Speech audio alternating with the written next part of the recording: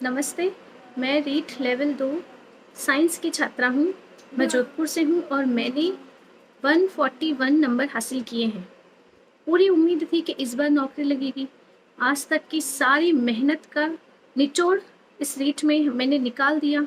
सारी कोशिश की, पूरी लॉकडाउन एक कमरे में एक कोने में बैठकर पढ़ाई की और इतने सालों से पढ़ाई ही कर रहे हैं। और अब जब अच्छे नंबर आए, हमें लगा कि अब हमारी नौकरी लग गई है। अब कहीं ना कहीं हमें हमारी मेहनत का फल मिला है। और हमारे सीएम साहब ने क्या किया? एग्ज़ाम कैंसिल कर दिया। एक बार भी उन्होंने ये नहीं सोचा कि एग्ज़ाम कैंसिल करने पर मेहनत करने वाले बच्चे जिन्होंने इतने अच्छे नंबर लाकर नौकरी हासिल की है, उनका क्या होगा? 140 नंबर कभी सीएम साहब ने लाए हैं अपनी ज़िंदगी में? पूछना सीएम साहब से। आप हमारे सामने आइए सीएम साहब, हमारे पास हजारों सवाल है, आप एक सवाल का जवाब दे देना तो हम आपको मान जाएंगे। रद्द करना बड़ा आसान है। आपके ऊपर जरा सा प्रेशर आया, अपने एग्जाम कैंसिल कर दिया। एक बार भी नहीं सोचा कि जो बच्चे मेहनत करके नंबर लाए हैं उनका क्या होगा। आपके ऊपर प्रेशर आया, अपना एग्जाम रद्द कर दिया।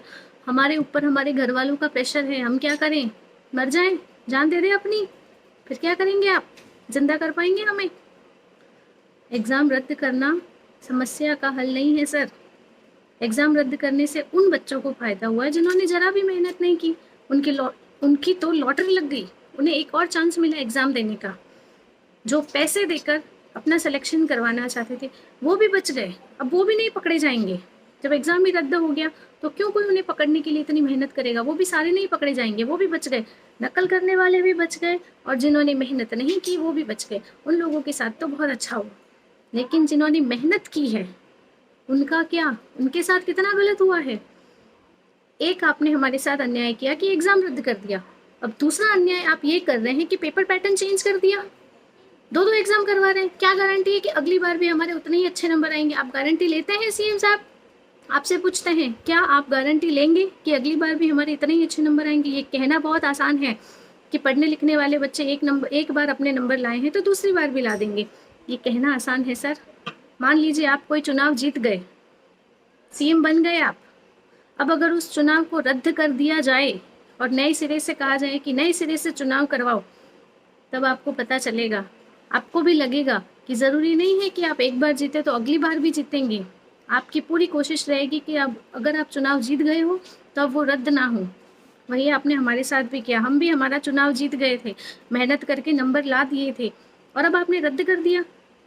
एक बार तो सोचते सर कि मेहनत करने वालों ने क्या गलत किया है। अरे हमारा कानून भी कहता है कि 100 अपराधी बच जाए तो चलेगा, लेकिन एक निर्दोष को कभी सजा नहीं मिलनी चाहिए। और आपने तो हजारों निर्दोषों को सजा दे दी। क्यों? हमने गलती की मेहनत करके, हमने गलती की अच्छे नंबर लाके।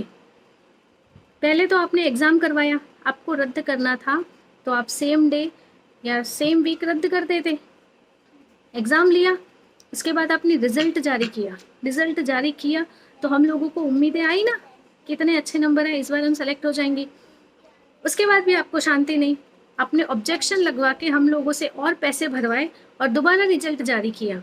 उसके बाद आपने काउंसलिंग के फॉर्म भरवाए और अब जब हमारी ज्वाइनिंग का समय आया तो आपने एग्जाम रद्द कर दिया। वाह सीएम साहब, क्या दिमाग लगाया आपने।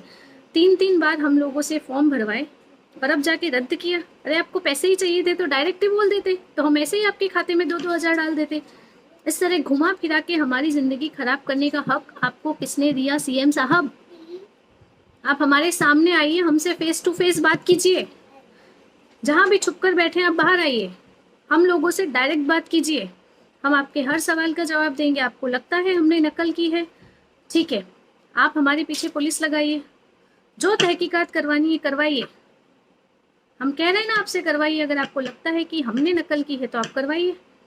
हम कह रहे हैं, आपको परमिशन दे रहे हैं आपको। अरे सर थोड़ा तो सोच लेते, इतना गलत मत कीजिए। इतने सारे बच्चे हैं, कम से कम हजारों बच्चे हैं, हजारों क्या लाखों बच्चे हैं जिनको इस जॉब से उम्मीदें थी और आपने सारी उम्मीद को एक सेकंड में तोड़ दिया। जरा सा प्रेशर आया, तोड़ दिया। हमारे ऊपर भी प्रेशर है, हम तो सुसाइड करेंगे। क्या करोगे आप? क्या करोगे आप? ये आपने ठीक नहीं किया सर, अभी भी समय है। ये जो आपका रद्द करने का फैसला है ये पूरी तरह गलत है सर। आप हमारे साथ ऐसा मत कीजिए। आपसे हाथ जोड़ के विनती है, आपके पैर भी पड़ते हैं हम। क्या करें, मजबूरी है हमारी। इतने टाइम भी हमारी मजबूरी ही थी जो हम पढ़ते थे, इतनी मेहनत की हमने, इतना पैसा लगाया हमने, ऑनलाइन कोचिंग क्लास खरीदी। कुछ बच्चे हॉस्टल में रहकर पढ़ते हैं, कुछ रूम लेकर पढ़ते हैं, कुछ घर वालों से दूर रहकर पढ़ते हैं। शादीशुदा लड़कियां अपने छोटे छोटे बच्चों से दूर रहकर पढ़ती हैं। आपने जरा भी नहीं सोचा, किसी के बारे में नहीं सोचा। थोड़ा तो सोचिए सर, आप सीएम साहब हैं, आप हम सबके ऊपर हैं, आपके हाथों में हमारा भविष्य है, आप हमारा भविष्य खराब मत कीजिए सर। थोड़ा हम लोगों पर रहम करो। आप हमारा हिस्ट्री बैकग्राउंड सब देखिए। आपको अगर हम पर शक है तो आप हमारी जांच करवाइए, हम तैयार हैं। लेकिन जब हम गलत नहीं हैं तो हम सज़ा क्यों भुगते हैं? आपने हमें जीते जी ये कहिए कि फांसी पे लगा दिया है, ये फांसी पे लगने के बराबर ही है। जीते जी मार दिया, आप डायरेक्ट हम लोगों को फांसी के ऑर्डर दे दीजिए, हम फांसी चढ़ जाएंगे। जीते जी हम नहीं मरेंगे सर। एक इतनी मेहनत की है, इस मेहनत को ऐसे वेस्ट जाने नहीं दे सकते सर।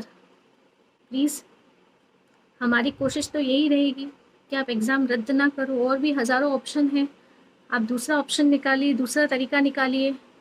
और उसके बाद भी आपने पेपर पैटर्न ही चेंज कर दिया है, ये और हमारे ऊपर एक बड़ा अन्याय है। ये वही विज्ञप्ति, अगर पुरानी विज्ञप्ति ही कंटिन्यू है तो वही रूल्स रेगुलेशन होने चाहिए ना।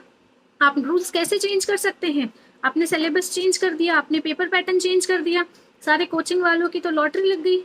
अब दोबारा कोचिंग के लिए पैसे कहाँ से लाएंगे हम? आप हमें पैसे देते हैं, महीने महीने हमारे खाते भरवाते हैं, हम दोबारा कोचिंग के लिए पैसे कहाँ से लाएंगे? आपने सिलेबस चेंज करवा दिया, उसका जवाब दीजिए हमें। क्या आप हमें कोचिंग क्लासेस करवाएंगे? बताइए, आप हमारी गारंटी लेंगे कि अगली बार भी आपके इतने ही नंबर आएंगे, नहीं आएंगे तो हम आपको जॉब देंगे? आप ये गारंटी लेते हैं? अगर आप नहीं ले सकते तो आप रद्द भी नहीं कर सकते सर। इतनी आसानी से हम अपनी मेहनत को ऐसे वेस्ट होते हुए तो नहीं देख सकते सर। हम जीकर चाहे मरकर अपने लिए तो लड़ेंगे। जब आपको अपनी सत्ता की इतनी चिंता है कि कहीं आपके हाथ से आपके सीएम का पद ना चला जाए, जरा सा प्रेशर आया तो आपने एग्जाम रद्द कर दिया। हमारे ऊपर भी प्रेशर है, हम इतनी आसानी से तो रद्द होने नहीं देंगे। जिसने नकल की है, जिसने पढ़ाई नहीं की है, उनको तो फायदा ही फायदा, जिसने मेहनत की है उनका क्या? नहीं सर, हमारी भी पूरी कोशिश रहेगी कि एग्ज़ाम रद्द ना हो, वरना हम कोशिश करेंगे, हाई कोर्ट तक जाने की कोशिश करेंगे, ज़रूरत पड़े तो सुप्रीम कोर्ट तक भी जाएंगे। लेकिन चुप कैसे बैठे सर? मेहनत करने वाला बच्चा तो चुप नहीं बैठेगा। प्लीज़ सर, आपसे विनती है, अभी भी समय है, आप हमारे बारे में सोचिए, हमारे सामने आइए, हमसे फेस टू फेस बात कीजिए। ऐसे अंदर अंदर रहकर कुछ नहीं होगा, आपको हमारे सामने तो आना ही पड़ेगा और हमारे सवालों का जवाब तो आपको देना ही पड़ेगा। आपको हमारी अगर एग्ज़ाम करानी है तो आपको गारंटी लेनी होगी कि अगली बार भी एग्ज़ाम में आप हमें जॉब देंगे, भले ही हमारे नंबर ना आए। क्या गारंटी है हमारे अगली बार, क्या गारंटी है आप अगला चुनाव जीतेंगे? वैसे हमारी क्या गारंटी है कि अगले एग्जाम में हमारे उतने ही अच्छे नंबर आए? और एक के बजाय आपने 2 पेपर करवा दिए, एक में पास हो गए, एक में नहीं हुए। तो मजबूरियाँ बहुत होती हैं सर। लॉकडाउन में हमें भरपूर समय मिला, इसीलिए हमने पढ़ाई भी करी। अब लॉकडाउन खुल चुका है, अब घर में हज़ारों काम है। लेडीज़ पढ़ाई करे, अपने बच्चों को रखे, घर का काम करे, क्या करे? मर जाए लेडीज़? इसका मतलब लेडीज़ होना पाप है? शादीशुदा औरतें कहाँ जाए? बस पढ़ती रहे, ज़िंदगी भर पढ़ाई करती रहे, घर परिवार नहीं देखे? आपसे विनती है सर, थोड़ा सोचिए, आपने जो गलत किया है उसके ऊपर विचार कीजिए, आपको पता चलेगा कि आपने वाकई में कितना गलत किया है। धन्यवाद सर।